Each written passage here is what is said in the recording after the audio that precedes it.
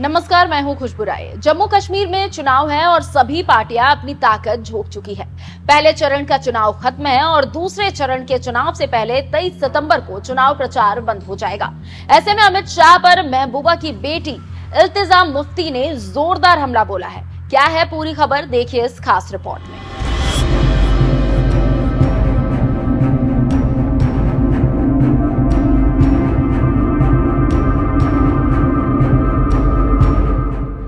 जम्मू कश्मीर और हरियाणा में चुनाव चरम पर है और सभी प्रमुख पार्टियां अपनी ताकत झोंक चुकी है।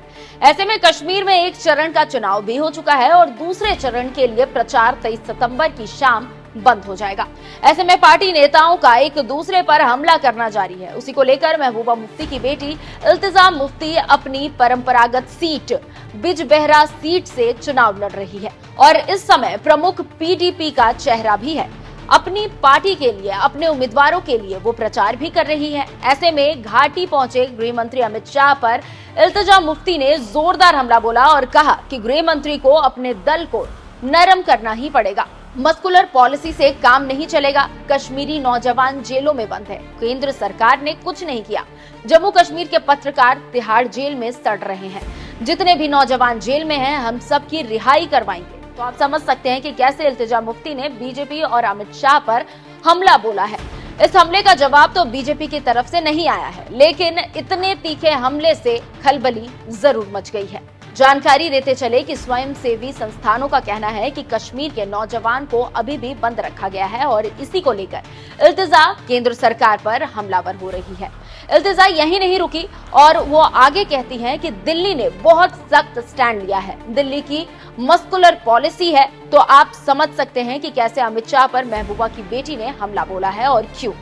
यहाँ पर एक दिलचस्प जानकारी आपको देते चले कि नौशेरा में एक रैली के दौरान अमित शाह ने कहा था कि 30 साल तक जम्मू कश्मीर में आतंकवाद रहा था।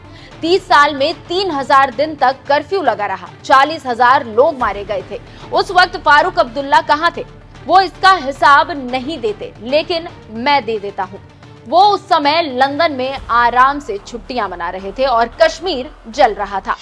और मैं आज इनको पूछना चाहता हूं, फारूक साहब को 30 साल तक जम्मू कश्मीर में आतंकवाद चला।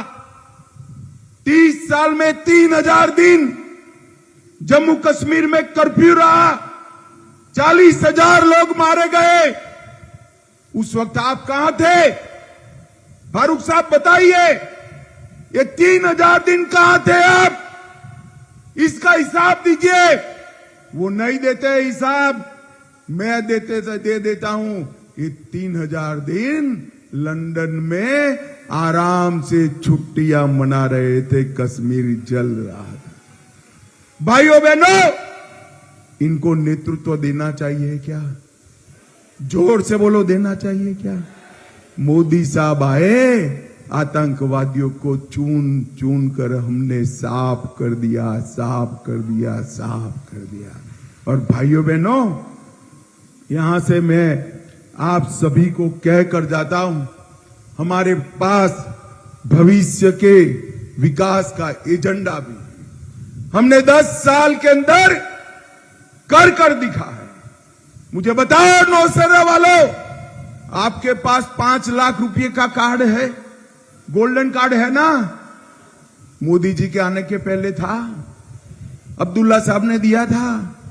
अब आप समझ कर चलो, रैना को जिता दो, 5 लाख का कार्ड 10 लाख का होने वाला है।